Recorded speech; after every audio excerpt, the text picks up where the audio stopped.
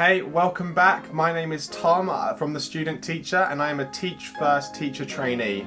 A lot of T's there. I have just completed week 5 of the Teach First Summer Institute, and I'm really looking forward to sharing with you the whole experience of Summer Institute as a whole and week 5 and all of the things we covered. And this video is pretty much about preparing to get ourselves into school. They cover a lot of the fundamentals and a lot of just looking after ourselves as teachers, which I really valued, that they focused on well-being. They didn't shy away of the pressures of the job. And yeah, it was a really good week to sum up. They closed out all of everything. They checked you'd completed all of the things you had to upload, all of the evidencing, and yeah, so we covered things like well-being, stress, we looked at adaptive teaching, and I'll go on to explain what that is. We looked at planning again. We looked at having good relationships professionally with people and colleagues.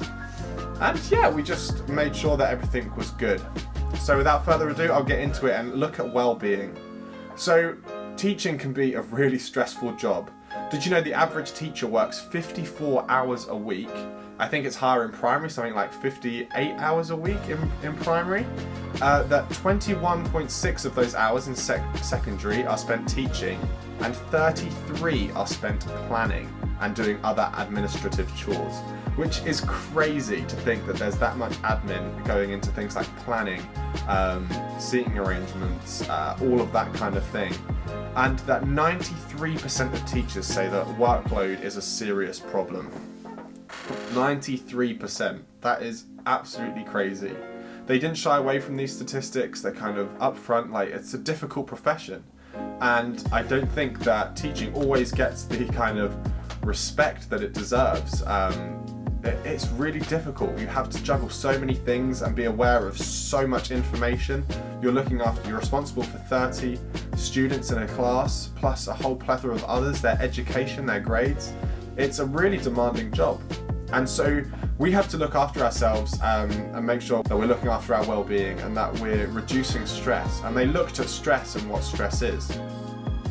And stress can be really damaging. I don't know if you've ever found it or how to think about stress, but everything in our life now is more complicated, more stressful.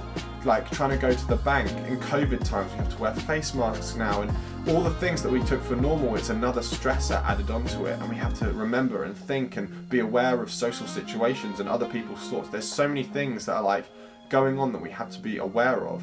And it's the same when teaching. There's so many stresses. You've got to behaviour management, say the right thing, make sure you remember all the things you're doing, all the techniques, tips. You've got to present yourself in the right way, manage your own emotions.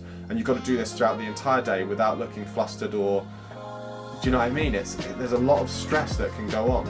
And especially when you think about performance management, meeting expectations, deadlines. There's a lot that is going on for teachers, and being able to manage your stress, they looked at different things we can do. One of the ones they talked about quite a lot was sleep, making sure you're in a good pattern of sleep.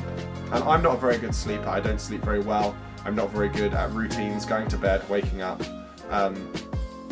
Yeah, it's not good for me. So I'm going to have to really work on making sure I have a good sleep routine, that I go to bed at 11, that I'm not on my phone before, that I have time to decompress, that I'm not eating late at night, because that can keep you up, that I'm not drinking coffee and things like that. Not that I drink coffee, but... And things like not spending a lot of time in bed on the weekends because you associate bed with being awake and doing things rather than a place to sleep. Lots of things like that, of how you adjust your body and adjust your brain to know that bed is a place for sleeping and set yourself up to have a good night's sleep. It also you can do things like manage what you eat, what fuel. Is it going to be good? Is it going to make you feel good? Or is it going to kind of make you feel like pogged out and laggy that you just need to go and lie down for a bit? What sort of foods are you eating? Are you exercising? Exercising is a great way to release chemicals in the brain that may pick you up, make you feel better, you'll feel fitter. Are you doing that and looking after your physical health and your emotional health? Are you turning off and switching off when you go home, or are you still working late till 10 o'clock at night? How are you managing your well-being? Are you making sure that you're seeing friends? All of these things were things to consider of how you look after yourself starting a new, very intense job. And so there's some things for you to think about. On my blog, I've got a load more information on it and some good videos to have a look at, so go check those out. but stress is an important one. Think about and be intentional with how you look after yourself and how you look after your body and your mind. The next thing they covered was adaptive teaching, and then adaptive teaching is being adaptable and catering to all the different types of people. You might have low achieving ability, really high achieving ability students, and so you've got to be able to meet both of them, challenge them both and support them both. And so there were two strategies that they gave us. The first one is scaffolding. So this is really good to have for those lower ability students, and have prompts, hints, or like things you can add in. So you might set a worksheet or a task and they need to do it, but you could do things like give a couple of picture hints on the board, or give them an exemplar sentence, or do sentence starters, things like that, which scaffold the work and make them not have to jump through all the hoops themselves. So it could be like, if you're creative writing, you could give them a big picture on the board, which is dual coding, so they see the picture and they relate it. And then you could give them a couple of sentence starters or a whole list of words they could use within it, and it just kind of takes away some of the like out there thinking, so that they can get the task done. Really useful, really good technique, and it's always good to have some sort of scaffolding just in case you need it. You might not need to use it, but something there that if someone's really struggling, you can give them a prompt, a support, or a hint. The other one is flexible groupings, and being a TA, in the school we had a transition group, so they came in year 7, and helping them transition into mainstream. So for those with SEND or learning needs, whatever it was, it basically helped them transition into mainstream school. And flexible groupings were interesting because I know a lot of the kids really didn't like being in the transition group. They thought it was like looking down on them, or they weren't good enough, and they didn't like being with people who they thought were low ability. But when they got to mainstream, like behaviour issues fixed, and it was basically saying having groupings so that it's an equal measure of people. So you're not just putting all the really smart kids together and all the really low kids together. You're having a good measure, because the higher achieving kids, they will pull up the lower achieving kids and challenge them to be better. And the lower achieving kids will kind of give the higher achieving kids a way to like measure themselves and regurgitate some of the knowledge that they've got. So having these flexible groupings is really useful and a good way to kind of adapt your teaching to help them and help manage those splits in achievement. The next thing we looked at is successful relationships and how to have good professional relationships. And it's really interesting because we kind of just expect to go in and be liked and do well, but you can be intentional with your relationships professionally as well. And so they gave us some hints from a guy called David Clutterbrook or something like that, don't quote me, it's in my blog post. And he talked about having purposeful relationships, having good rapport and good trust, and challenging and exploring with each other. So when you have a purpose, a shared purpose, that's what helps relationships succeed. Being able to trust someone's word and have a good rapport, a good back and forth with them is important for relationship success. And challenging someone, being able to challenge and say, you could do better than that, and encouraging them, but also exploring kind of new ways of doing things and having new adventures is a really good way to have successful relationships at work. He then went on to talk about relationships with TAs and how as teachers we can, we're in charge of that relationship basically. Do you kind of just leave them to do their thing, or do you have a plan for them? Do you talk to them? Do you talk to them in the staff room and in the corridors?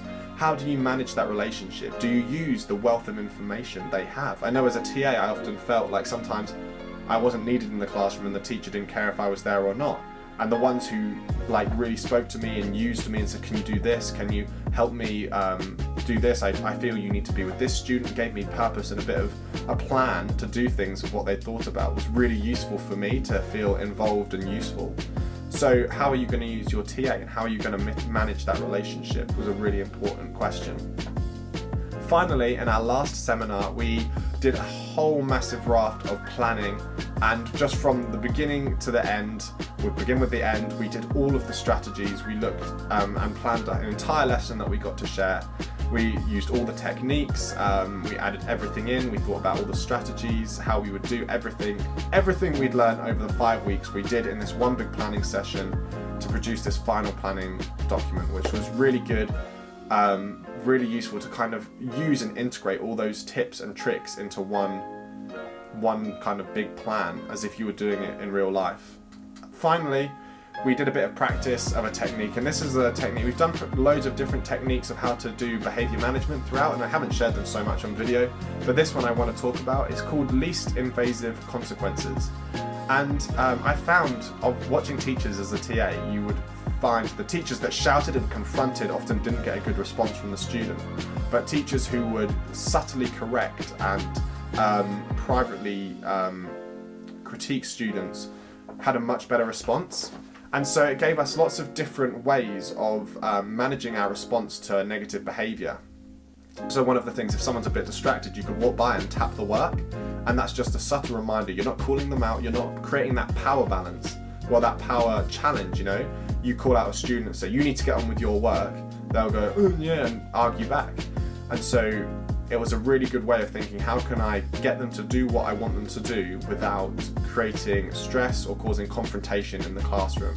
Of course, there's times you need to call them out, and the best way with behaviour management is always to be consistent and to be clear and direct, without being kind of emotional. No shouting, no name calling, none of that. Be professional, be clear, say what the issue is, say the consequence for it, and explain why it's happened so that they understand, and then state your expectation. And we had lots of good things, but I thought this was a really good one, because I think if we can have good relationship in correcting behaviour, we don't lose our relational capital, then it helps us be relational and helps us in every other aspect of teaching. So if you want to look up least invasive consequences, a Teach Like a Champion technique, you can have a look at that on the internet, but really, really useful. I really enjoyed learning about that and thinking how I can be intentional with how I manage behaviour management in the classroom. And so yeah, week 5 and the whole of Summit Institute is done. It's complete. It's been an absolute whirlwind of pedagogy and information, and I'm really looking forward to having a little break before we go in September. Lots to do still. I've got books to read and preparation to do, but I'm looking forward to kind of looking after myself, having a bit of de-stress time, doing some of the things I want to do. I've got lots of projects that I love to be involved in.